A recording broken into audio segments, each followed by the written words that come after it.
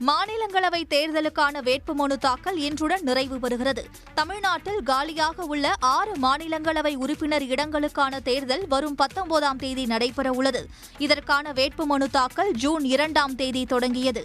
இந்த தேர்தலில் திமுக மற்றும் திமுக கூட்டணி சார்பில் போட்டியிடும் வழக்கறிஞர் பி. Wilson, SR. சிவலிங்கம், கவிஞர் சல்மா, மக்கள் நீதி மய்ய தலைவர் கமலஹாசன் ஆகியோர் தங்களது வேட்பு மனுக்களை கடந்த ஜூன் 6ஆம் தேதி தாக்கல் செய்தனர்.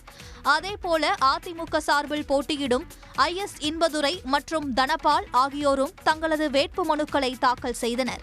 சுயேட்சைகள் 3 பேரும் வேட்பு மனுக்கள் தாக்கல் செய்துள்ளனர். இந்நிலையில் மாநிலங்களவை தேர்தலுக்கான வேட்புமனு தாக்கல் இன்றுடன் நிறைவு பெறுகிறது. ஜூன் 10ஆம் தேதி வேட்புமனுக்கள் மீதான பரிசீலனை நடைபெறுகிறது. வேட்பு மனுக்களை திரும்பப் பெற ஜூன் 12ஆம் தேதி இறுதி நாளாகும். ராஜஸ்தானில் இடஒதுக்கீடு கோரி குஜார் இன மக்கள் போராட்டத்தில் ஈடுபட்டனர். ராஜஸ்தானின் பரத்பூர் மாவட்டத்தில் கோட்டா மதுரா இடையிலான பயணிகள் ரயிலை தடுத்து நிறுத்திய குஜார் இன இளைஞர்கள் ரயிலின் மீது ஏறி இடஒதுக்கீடு கோரி முழக்கங்களை எழுப்பினர். மேலும் சிலர் தண்டவாளங்களை சேதப்படுத்தியதால் அப்பகுதியில் பரபரப்பு ஏற்பட்டது.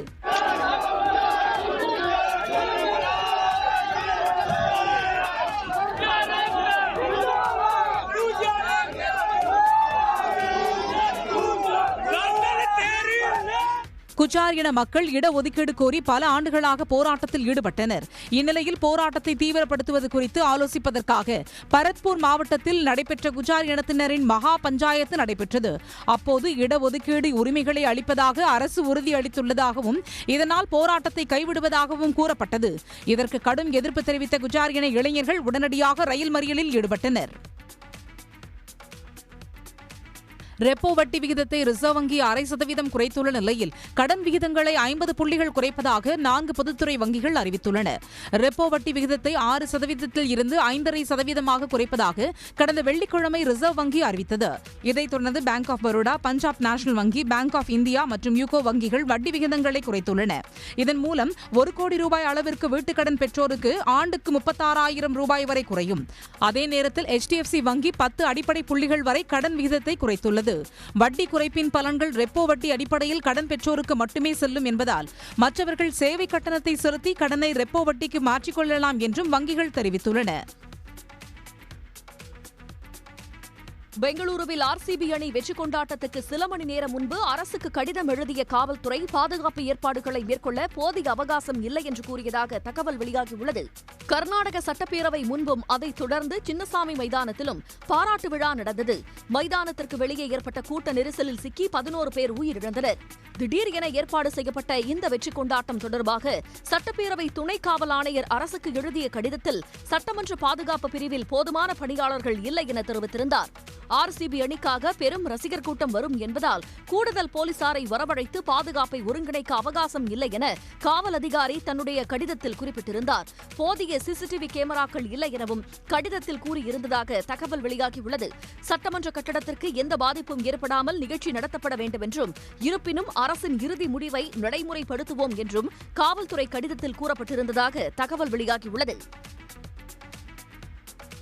தேர்தல் ஆணையத்தை விமர்சித்துள்ள ராகுல் காந்திக்கு ஆதரவு தெரிவித்துள்ள ராஷ்டிரிய ஜனதா தளம் கட்சித் தலைவர் தேஜஸ்வி யாதவ் அனைத்து அரசியலமைப்பு முகமைகளும் பாஜகவின் பினாமி போன்று செயல்படுவதாக குற்றம் சாட்டியுள்ளார்.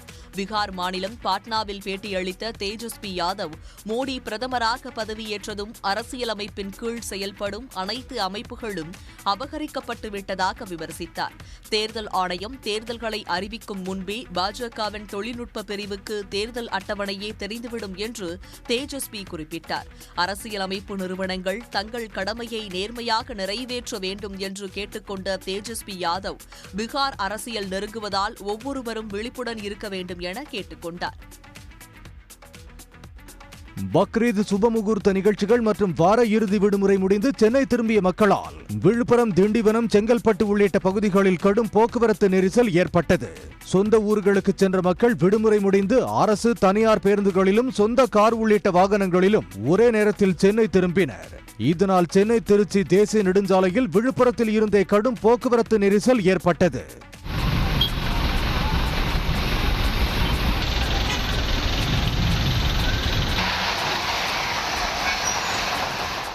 விக்கிரவாண்டி, திண்டிவனம் உள்ளிட்ட பகுதிகளில் பல கிலோமீட்டர் தொலைவிற்கு வாகனங்கள் வரிசையாக அணிவகுத்து மெதுவாக ஊர்ந்து சென்றன.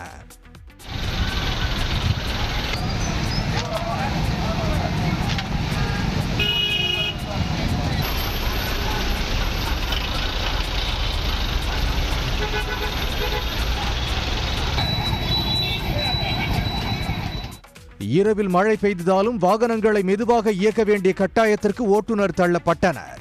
போக்குவரத்து போலீசார் கடும் வாகன நெரிசலை சீர்படுத்தும் பணியில் ஈடுபட்டனர்.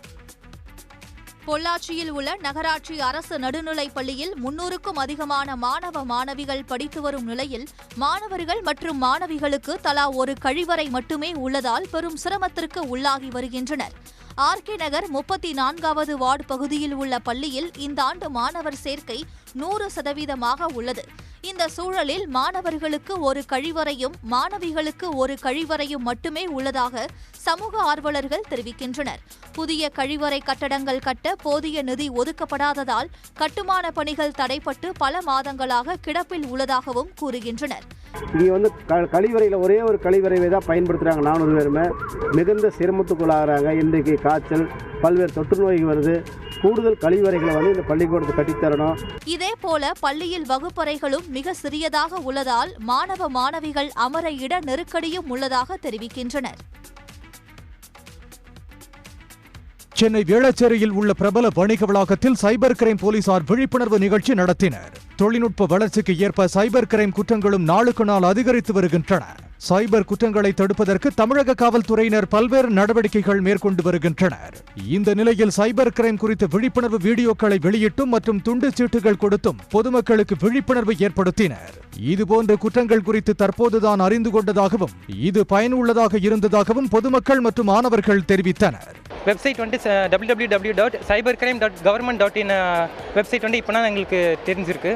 இது மூலிமா ஏதாச்சும் ஸ்கேம் கால் பண்ணால் இந்த மாதிரி நாங்கள் ரிப்போர்ட் கம்ப்ளைண்ட் ரிஜிஸ்டர் பண்ணலாம்னு சொல்லிட்டு இந்த மாதிரிலாம் தெரிஞ்சிருக்கு. இப்போ இந்த ஸ்கேம்ஸ்லாம் நடக்குது. இப்போ மோஸ்ட்லி ப்ரிவலண்ட்டாக இந்த மாதிரி ஸ்கேம்ஸ்லாம் நடக்க ஆரம்பிச்சிருச்சு.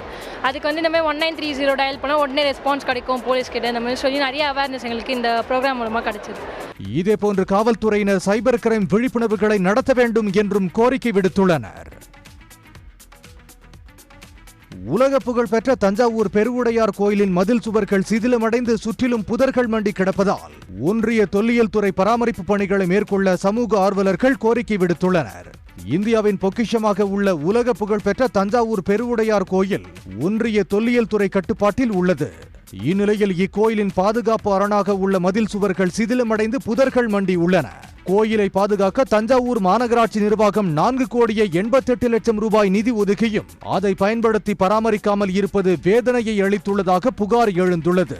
கேட்கறது கோரிக்கை என்னன்னா, இந்த 4,88,00,000 திருப்பி இதே புனரமைக்க வேணும். கோட்டை சுவர்லாம் இதாக இருக்கணும். இதை சுற்றி கருவேலி மரம், முட்செடியும் புதருமா இருக்குது, காடு மாதிரி கிடக்கு. ஸோ அதெல்லாம் க்ளீன் பண்ணி இங்கே முன்னாடி பார்க்கும்போதே அழகாக இருக்கிற இந்த கார்டன்லாம் நல்லா செஞ்சு கொடுத்து இன்னும் நிதியை ஒதுக்கீடு தரணும் அப்படிங்கிறது நாங்கள் பொதுமக்கள் சார்பாக கோரிக்கை வைக்கின்றோம். தஞ்சாவூர் பெருவுடையார் கோயிலை பாதுகாத்திட ஒன்றிய அரசு ஒரு குழுவை அமைத்து ஆண்டுதோறும் பராமரிப்பு பணிகளை மேற்கொள்ள வேண்டும் என்ற கோரிக்கை வலுத்துள்ளது. திருத்தணி அருகே பழமை வாய்ந்த நூக்காளம்மன் கோயிலில் குடமுழுக்கு விழா வெகு விமர்சையாக நடைபெற்றது. திருவள்ளூர் மாவட்டம் கனகமாச்சத்திரம் அடுத்த நெடும்பரம் கிராமத்தில் உள்ள இக்கோயிலில் 20 ஆண்டுகளுக்கு பிறகு நடைபெற்ற குடமுழுக்கு விழாவை ஒட்டி யாகசாலைகள் அமைந்து சிறப்பு பூஜைகள் நடைபெற்றன. தொடர்ந்து கோயில் கலசங்களுக்கு புனித நீர் ஊற்றி குடமுழுக்கு விழா நடைபெற்றது. எங்களுடைய பொருளாதாரத்தை வச்சு நாங்களே தான் கொண்டு வெளியே அதிகமாக நாங்கள் ஃபண்டெல்லாம் கூட வாங்கலை. சொந்த வாழை போட்டு நாங்கள் கட்டி இன்னைக்கு இந்த அருமையான கும்பாபிஷேகத்தை எல்லாருடைய துணையோட நாங்கள் வெற்றிகரமாக பண்ணியிருக்கிறோம். தூத்துக்குடி மாவட்டம் தருவைக்குளம் மீன்பிடி துறைமுகத்தில் அதிமுக ஆட்சியில் திறக்கப்பட்ட மீன்பிடி இறங்கு தளத்தில் துளை விழுந்ததால் மீனவர்கள் சிரமத்திற்கு உள்ளாகி வருகின்றனர். தருவைக்குளம் மீன்பிடி துறைமுகத்தில் கடந்த அதிமுக ஆட்சியில் மீன்களை இறக்குவதற்கும் படகுகளில் ஐஸ் கட்டி, மோட்டார் ஆகியவற்றை ஏற்ற வாகனங்களை உள்ளே கொண்டு செல்வதற்கும் சிமெண்ட் இறங்கு தளம் கட்டி திறக்கப்பட்டது. இந்த நிலையில் வரும் 15ஆம் தேதி மீன்பிடி தடைக்காலம் முடிந்து மீனவர்கள் கடலுக்கு செல்ல உள்ளதால் படகில் உபகரணங்கள், ஐஸ் கட்டிகளை ஏற்றும் பணியில் ஈடுபட்டு வருகின்றனர். அவ்வாறு சுமார் 250க்கும் மேற்பட்ட ஐஸ் கட்டிகளை லாரியில் ஏற்றி படகில் இறக்கும் பணி நடைபெற்ற போது இறங்குதளத்தில் 3 அடி சுற்றளவுக்கு பள்ளம் ஏற்பட்டு லாரி சக்கரம் சிக்கியது. பின்னர் கிரேன் உதவியோடு லாரி மீட்கப்பட்டது.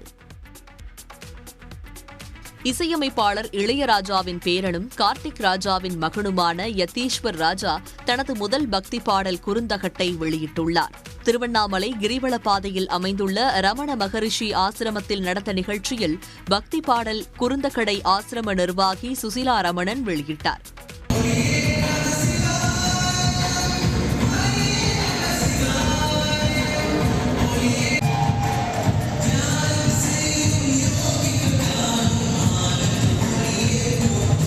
இந்நிகழ்ச்சியில் கார்த்திக் ராஜா குடும்பத்தினர் மற்றும் ஆசிரம நிர்வாகிகள் கலந்து கொண்டார்கள். தனது முதல் பாடல் வெளியீடு பக்தி பாடலாக இருக்க வேண்டும் என்பதால் அண்ணாமலையார் குறித்து இசையமைத்து பாடியுள்ளதாக யதீஸ்வர் ராஜா கூறினார். அதேபோல தனது மகனின் முதல் இசை தொகுப்பை வெளியிட்டிருப்பது மகிழ்ச்சியாக உள்ளதாக கார்த்திக் ராஜா நிகழ்ச்சியாக குறிப்பிட்டார். மக்கள் டிசைட் பண்ணுவாங்க, அவங்க தான் அல்டிமேட் ஜட்ஜு. ஸோ அவங்க டிசைட் பண்ணி நல்லபடியாக ஆசீர்வாதம் பண்ணாங்கன்னா நல்லாயிருக்கும். ஃபஸ்ட்டு சாங் டிவோஷனலாக சாமிக்காக பண்ணணுன்னு தான் ஆசை. இப்போ அது மேனேஜ் பண்ணுறது அது ரொம்ப ஹாப்பியாக இருக்குது. வேறு என்ன, அவ்வளோதான். ஃபஸ்ட்டு சாங் சாமிக்கு தான் பண்ணோம். இந்திய விமானப்படைக்கு அதிநவீன உயர் தொழில்நுட்பங்களை கொண்ட 3 உளவு விமானங்களை 10,000 கோடி ரூபாய் செலவில் வாங்க இந்திய பாதுகாப்புத்துறை முடிவு செய்துள்ளது. பாகிஸ்தானுடன் ஆபரேஷன் சிந்தூர் என்ற பெயரில் தாக்குதல் நடத்தப்பட்டுள்ள சூழலில் இந்த தகவலை இந்திய பாதுகாப்புத்துறை உயர் அதிகாரிகள் வெளியிட்டுள்ளனர். ஐஸ்டார் எனப்படும் உளவு விமானங்கள் எதிரிகளின் ராடார் நிலையங்கள், வான் பாதுகாப்பு அமைப்புகள் மற்றும் பிற நடமாடும் ராணுவ தளவாடங்கள் மீது துல்லியமான தாக்குதல் நடத்துவதற்கு உதவும் என்று தெரிவிக்கப்பட்டுள்ளது. அதாவது அத்தகைய துல்லிய தாக்குதலை மேற்கொள்வதற்கான தெளிவான வான் மற்றும் தரை புகைப்படங்களை பெற இந்திய விமானப்படைக்கு இந்த விமானங்கள் உதவும். இந்த மாதம் கடைசி வாரத்தில் நடைபெற உள்ள உயர்மட்ட பாதுகாப்பு அமைச்சக கூட்டத்தில் இந்த திட்டத்திற்கான முன்மொழிவுக்கு ஒப்புதல் அளிக்கப்படலாம் என்று தெரிகிறது. தற்போதைய சூழலில் ஐஸ்டார் உளவு விமானங்களை அமெரிக்கா, இஸ்ரேல், இங்கிலாந்து போன்ற சில நாடுகள் மட்டுமே வைத்துள்ளன. அந்த பட்டியலில் விரைவில் இந்தியாவும் இணைய உள்ளது. அதிக குழந்தைகளை பெற்றுக்கொள்ளும் குடும்பங்களுக்கு ஊக்கத்தொகை அளிக்க திட்டமிட்டுள்ளதாக ஆந்திர பிரதேச முதலமைச்சர் சந்திரபாபு நாயுடு தெரிவித்துள்ளார். தேசிய அளவிலான மக்கள் தொகை கணக்கெடுப்பு 2027ஆம் ஆண்டு தொடங்கும் என அறிவித்துள்ள ஒன்றிய அரசு அதைத் தொடர்ந்து மக்களவை தொகுதிகளை மறுவரையறை செய்யவும் திட்டமிட்டுள்ளது. இதனால் மக்கள் தொகையை கட்டுப்படுத்திய மாநிலங்கள் கடுமையாக பாதிக்கப்படும் என தமிழ்நாடு உள்ளிட்ட தென் மாநிலங்கள் குற்றம் சாட்டி வருகின்றன. ஆனால் பாஜக கூட்டணியில் இடம்பெற்றுள்ள சந்திரபாபு நாயுடு எந்த எதிர்ப்பும் தெரிவிக்காமல் மௌனம் காத்து வருகிறார். அதே நேரத்தில் ஆந்திர மக்கள் அதிக குழந்தைகளை பெற்றுக்கொள்ள வேண்டும் என தொடர்ந்து வலியுறுத்தி வருகிறார். இந்நிலையில் ஆங்கில நாளிதழ் ஒன்றுக்கு அவர் அளித்துள்ள பேட்டியில் மனித வளத்தை மேம்படுத்தும் வகையில் அதிக குழந்தைகளை பெற்றுக்கொள்ளும் குடும்பங்களுக்கு ஊக்கத்தொகை அளிக்க ஆந்திர அரசு திட்டமிட்டுள்ளதாக கூறியுள்ளார். ஒடிஷா மாநிலத்தில் உள்ள உலக புகழ்பெற்ற பூரி ஜெகநாதர் கோவில் தேரோட்டத்திற்கான மரத்தேர்கள் செய்யும் பணி மும்முரமாக நடைபெற்று வருகிறது. பூரி ஜெகநாதர் கோவில் தேரோட்டம் இந்த மாதம் 27ஆம் தேதி தொடங்கி ஜூலை 5ஆம் தேதி வரை நடைபெற இருக்கிறது. வழக்கமாக ஜூன் மாதத்தில் நடைபெறும் இந்த கோலாகலமான தேரோட்டத்திற்கு ஒவ்வொரு ஆண்டும் 3 மரத்தேர்கள் புதிதாக செய்யப்படும். அந்த வகையில் தற்போது பிரம்மாண்டமான தேர்களை செய்யும் பணி கோவில் வளாகத்தில் நடைபெற்று வருகிறது. இந்த தேர்களில் கோவில் மூலவரான ஜெகநாதர், அவரது சகோதரர் பாலபத்ரா, சகோதரி சுபத்ரா ஆகியோரின் மரச்சிலைகள் வைக்கப்பட்டு ஊர்வலமாக எடுத்துச் செல்லப்படும். சுமார் 3 கிலோமீட்டர் தொலைவில் குண்டிச்சா கோவிலில் 1 வார காலம் நிறுத்தப்பட்டு பூஜைகள் செய்யப்படும். பின்னர் 3 தேர்களும் ஜெகநாதர் கோவிலுக்கு திரும்பும். இந்த நிகழ்வு பகுடா ஜாத்ரா என்று ஒடியா மொழியில் அழைக்கப்படுகிறது. தேரோட்ட விழாவுக்கான ஏற்பாடுகளும் செய்யப்பட்டு வருகின்றன. வேலூர் மாவட்டம் தீர்த்தகிரி வடிவேல் சுப்பிரமணிய சுவாமி கோயிலில் 92 அடி உயரமான பிரம்மாண்ட முருகன் சிலைக்கு வெகு விமரிசையாக குடமுழுக்கு விழா நடைபெற்றது. வேலூர் பெங்களூரு தேசிய நெடுஞ்சாலையில் வெங்கடாபுரம் அடுத்த புதுவசூர் தீர்த்தகிரி மலையின் பல 100 ஆண்டு பழமையான வடிவேல் சுப்பிரமணிய சுவாமி கோயில் இயற்கை எழிலுடன் அமைந்துள்ளது. இந்த கோயிலுக்கு முன்பாக 92 அடி உயரத்தில் மிக பிரம்மாண்டமான முருகன் சிலை புதிதாக அமைக்கப்பட்டுள்ளது. இது உலகிலேயே உயரமான 3வது முருகன் சிலை. இந்நிலையில் அந்த சிலையின் கட்டுமான பணிகள் நிறைவடைந்த நிலையில் வெகு விமரிசையாக குடமுழுக்கு நடைபெற்றது. மேலும் ட்ரோன்கள் மூலம் முருகனுக்கு மலர் தூவி புனித நீர் தெளிக்கப்பட்டது.